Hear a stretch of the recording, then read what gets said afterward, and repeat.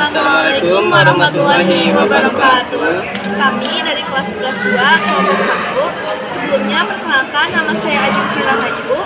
Saya dari Saya Dirawat. Pada kesempatan kali ini kita akan membahas tentang suatu organisasi yang sangat vital dalam pergerakan kemerdekaan Indonesia, yaitu Indische Sozialdemokratische Vereniging atau disingkat ISDV.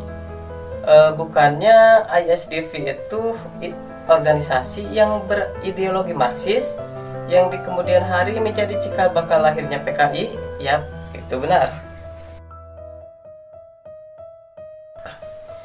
Pada awal abad ke-20, Eropa mengalami perubahan sosial, politik, dan ekonomi yang begitu besar. Revolusi industri yang terjadi kala itu menyebabkan ketimpangan sosial ekonomi antara kaum buruh atau pekerja dengan kaum-kaum kapitalis atau pemilik modal. Di negara-negara itu pula, gerakan sosialisme Marxisme menyebar dengan begitu cepat sebagai respon terhadap bentuk ketidakadilan ini.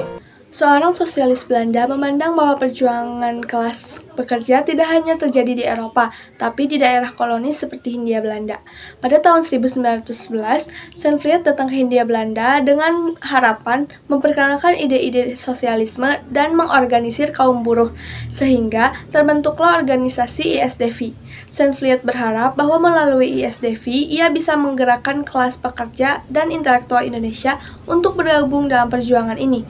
Ia juga berharap bisa mendirikan sebuah organisasi yang dapat mempersatukan perjuangan anti-kolonialisme dengan gerakan sosialisme internasional, sehingga Indonesia bisa merdeka dari penjajah Belanda, sekaligus mewujudkan masyarakat yang adil dan sejahtera.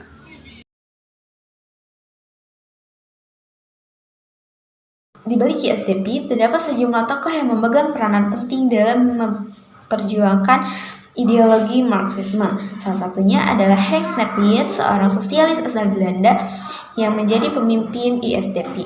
Napliet membawa pemikiran Marxisme ke Hindia Belanda, berusaha membangun kesadaran sosial di kalangan kaum buruh.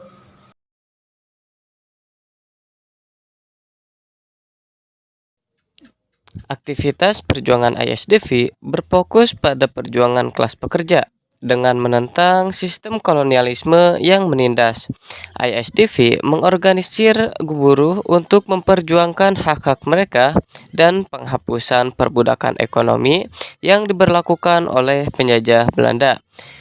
Sebagai bagian dari perjuangannya, ISDV juga berusaha untuk membangun kesatuan antara perjuangan kemerdekaan Indonesia dan perjuangan internasional melawan imperialisme.